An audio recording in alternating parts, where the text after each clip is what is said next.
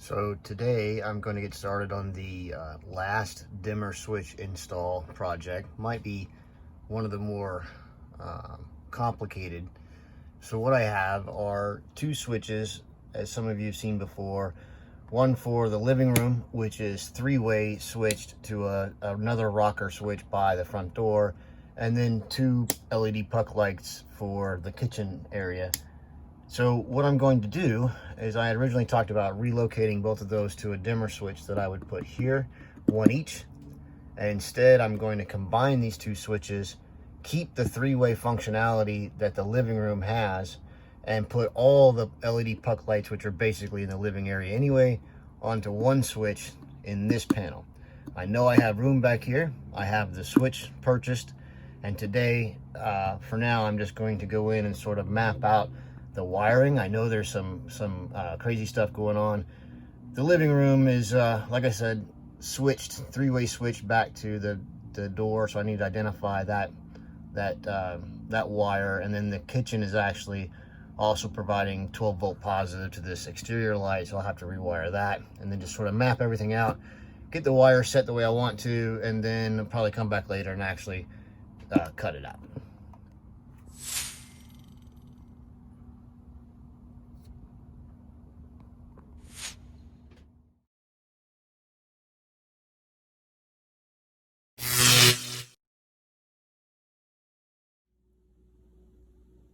Okay, so after opening the control panel and really getting into the wires and switches, I created a few simple diagrams to help me identify the function of every wire to each of the rocker switches. So this area up here is simply where I was identifying on the kitchen lights, which are not three-way, which wires by color were to the light and which ones were from 12 volt.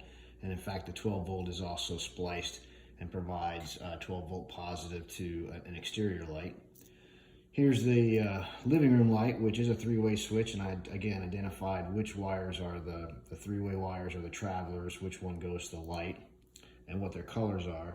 And then as I was doing that, I kind of drew out the three-way dimming light switch and what its functionality is and what their colors were, just so I had that in my head. Also went ahead and operated the three-way switch near the door to determine what positions it was in when it was providing 12 VDC to one or the other of its two power supply wires that come to this light switch. So then that kind of allowed me to create this diagram that just sort of helps me figure out how I want to map it out as far as making connections and pigtail wires. I decided to do all this with pigtail wires because what I wanted to do is have the ability to go back to the original state with no modifications. In other words, just disconnect wires with blade connectors and go back to the original state in case something didn't work, or in case I ran into some kind of problem, or even my eBay dimmer switch didn't work or something like that. So the whole idea was to create pigtail connectors that would allow me to go back to the original state. So here I've just figured out where I want the kitchen light that's being basically replaced with the three-way and combined with the living room light three-way, and how I was going to wire it. Then I actually made those connectors. This is the new three-way capable LED dimmer switch. This blue wire at the top, it may be hard for you guys to see the color in this light. This is going to be the traveler, or the additional three-way wire that will connect to the wires that were originally part of the kitchen three-way switch, or the living room three-way switch. This white wire goes to the light fixture itself, and since I'm combining two light circuits, I've got two pigtails here that will let me connect both the living room and the kitchen original light circuit. And then the red wire is an original 12 volt power, so it kind of now acts as one of the two travelers for the three-way function. And then this black wire originally is ground, and it is still just a simple ground, and I'll crimp it to one of the available ground bundles that's behind the control panel. Once I made this set of pigtails that I can simply connect and disconnect to test the light before I cut a hole, also take it off and pass it through after I cut a hole.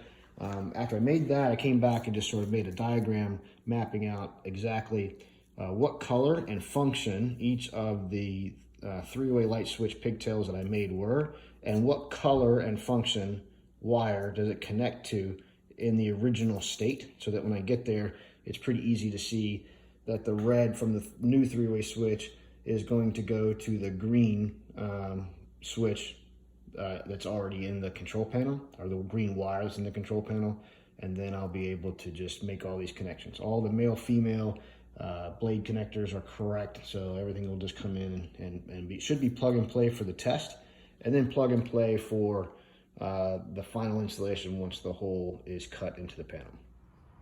So here we are set up temporary with the pigtails just as a test, in order to test that the switch itself actually works the first time it's ever been used, and that combining the two switches still turns on and will dim the 5 pucks that were on 2 different circuits.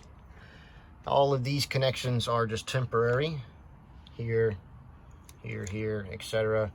And I will disconnect them, cut a hole for this new single dimmer right here, run the wires through the back of the panel, and then permanently mount it afterwards.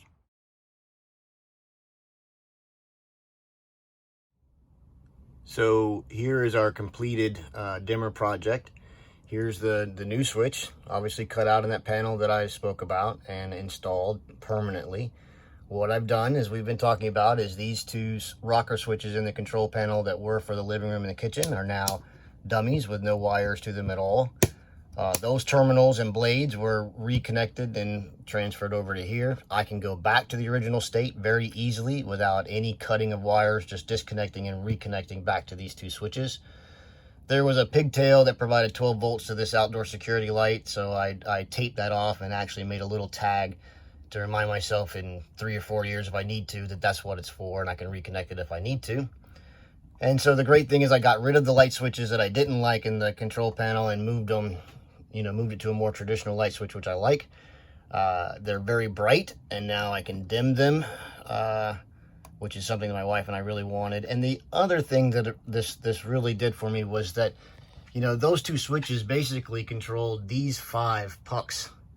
The 2 on the right, the 1 in the center, and the 2 over the slide right now. They called those living room and kitchen lights and separated them. And it didn't make a lot of sense to us to have them separated. So now we can operate all 5 of them from one 3-way switch and dim them from the 3-way switch, of course, over the dimmable switch, and then operate them over by the stairwell when we come in if we need to. So that's just a big plus for us. We prefer this configuration completely. So that wraps it up. This was a little more challenging than I thought. I did save money going to 1 switch instead of 2 because the switches are like $31. But I prefer it on 1 switch.